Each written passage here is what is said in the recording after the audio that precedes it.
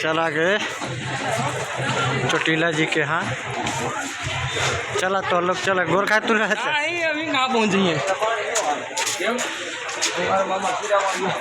आए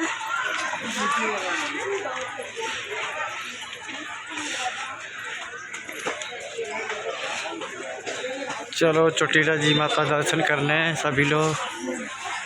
हाँ देखा वो पहला ही भैंस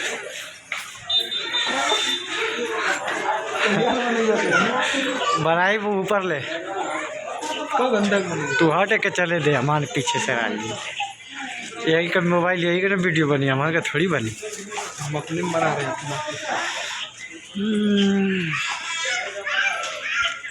हैं। थकावट ना हो।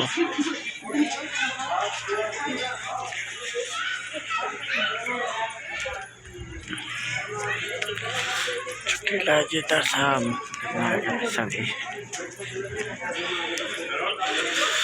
चोटीला माता दर्शन थकावट हो गया।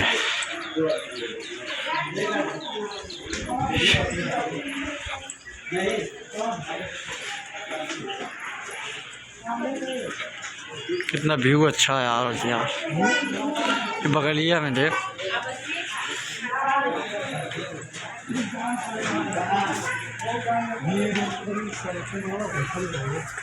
घसकगढ़ ओ यहाँ से देखो भी इतना ऊपर जाएगा आप माता जी दर्शन करें। अच्छा दूसरा रोड बना था का